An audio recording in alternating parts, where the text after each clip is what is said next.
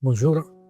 Alors moi, je m'appelle Virginio Vona, je suis italien, je suis né à Rome, dans lesquelles j'ai fait toutes mes études artistiques, en passant du graphisme, un diplôme.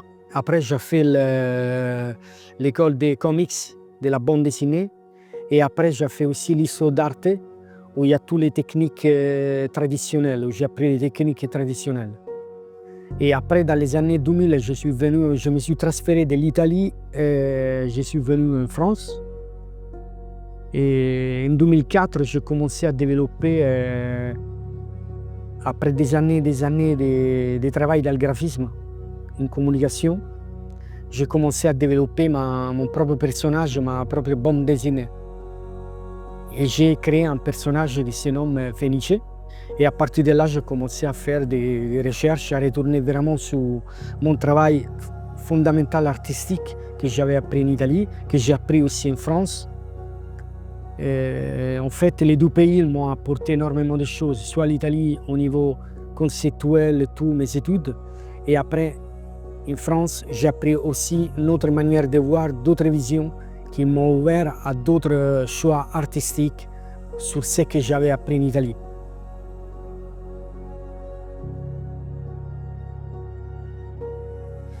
Alors, pendant en fait, j'ai passé environ 4 jours, 4 à 5 jours avec les élèves.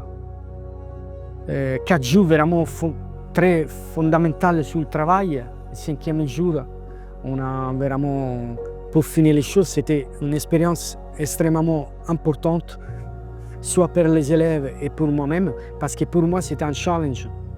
Ça veut dire qu'on est parti d'un mur blanc, on avait un mur blanc, avec des élèves plus ou moins qui n'avaient pas des connaissances au niveau du travail, une grandeur naturelle.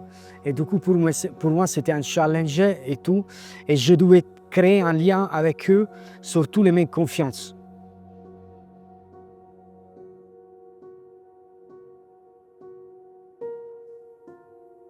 Pour moi, c'est que c'est fondamental de cette expérience, au-delà du travail accompli, comme on peut voir ce qu'on a accompli. Je suis très fier et orgueilleux de ce qu'ils ont fait.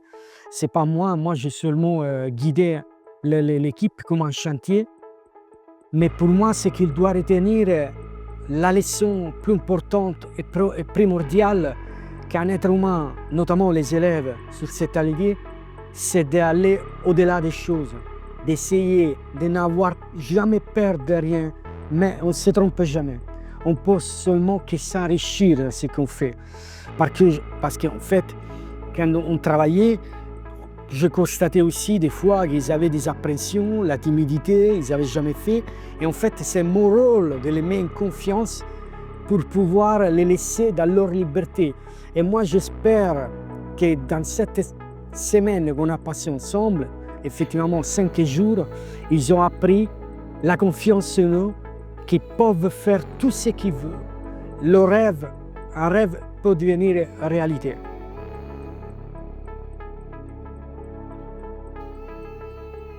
Alors moi, le temps passé ici, c'était vraiment déjà, je suis jamais venu en Asie, notamment en Corée.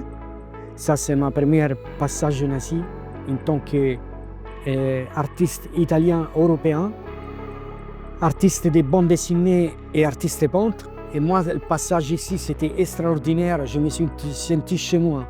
Vraiment, et c'est à la preuve, on voit le travail accompli. Quand le travail est bien fait, il est accompli, qu'il y a l'atmosphère juste, on peut faire des choses magnifiques. Et cette expérience, j'ai retenu vraiment tout ça.